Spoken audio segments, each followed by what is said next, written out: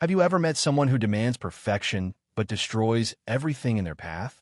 In the dusty heart of Old Town's antique market, Karen Harper stormed through, her voice slicing through the morning calm like a blade.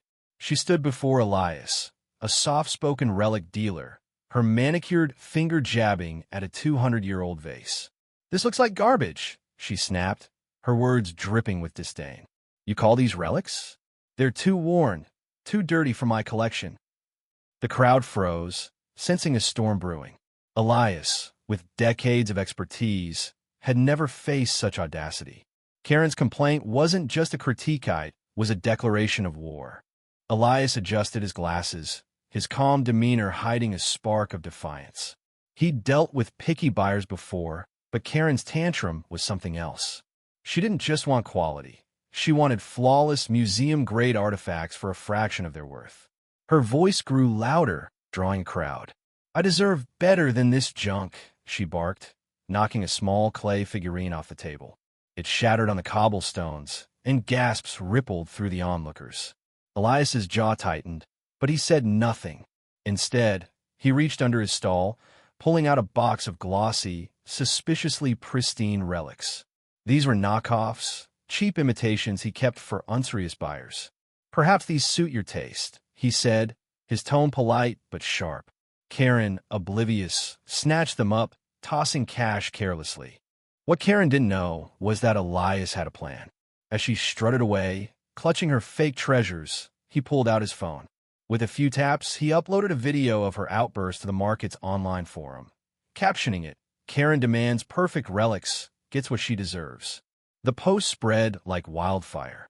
By noon, comments flooded in, some laughing, others outraged. But the truth ran deeper than Karen's tantrum. Elias wasn't just a vendor. He was a guardian of history, and those worn relics were authentic, painstakingly sourced from forgotten ruins. Karen's rejection of their imperfections wasn't just ignorancy, it was an insult to their story. And Elias wasn't done. The market buzzed as the confrontation loomed. Karen returned the next day, her face smug as she waved her relics at Elias. "These are more like it," she sneered, demanding more. But the crowd wasn't on her side anymore.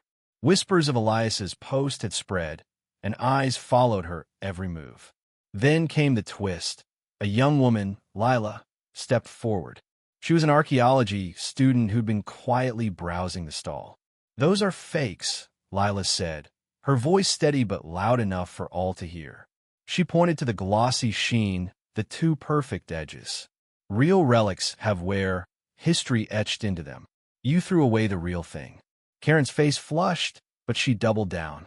"You're all in on it," she shouted, accusing Elias of scamming her. The crowd murmured, torn between shock and amusement. Lila's revelation turned the tide. She held up one of Elias's authentic pieces, a cracked amphora with faint carvings. "This," she said, "tells a story of centuries. Your perfect fakes tell nothing." Karen's confidence cracked. She lunged forward, grabbing another relic from the stall, her voice shrill. "If these are so great, why do they look like trash?" In her fury, she swung her arm, knocking over a display of pottery. Shards flew, and the crowd gasped again. Elias stepped forward, his calm now icy. "You've done enough," he said. "Those pieces survived wars, floods, time itself, but they couldn't survive you." The market fell silent. Karen's bravado crumbled under the weight of her actions. The crowd, once curious, now glared. Lila knelt, picking up a broken shard, her fingers tracing its ancient grooves. "This was from a family's hearth," she said softly. "Now it's gone." Karen stammered, but no one listened. Elias's video had gone viral, and now, with Lila's truth laid bare, Karen's reputation was in tatters. Online, the forum exploded with memes of Karen's fake relics. Her outburst replayed thousands of times. Dealers across the market refused her business, and collectors shunned her. Her quest for perfection had left her with nothing but fakes and public humiliation. In the aftermath, Elias didn't gloat. Instead, he invited Lila to share her knowledge with the market, turning the fiasco into a lesson. The crowd lingered, drawn to her passion for the relic stories. Elias's stall became a hub for those who valued history over sheen, his authentic pieces now cherished even more. Karen, meanwhile, vanished from the market, her name a cautionary tale. The lesson wasn't just about relics. It was about respect for history, for expertise, for the beauty in imperfection. What would you have done in Elias's place? Would you have given Karen the fakes or confronted her outright?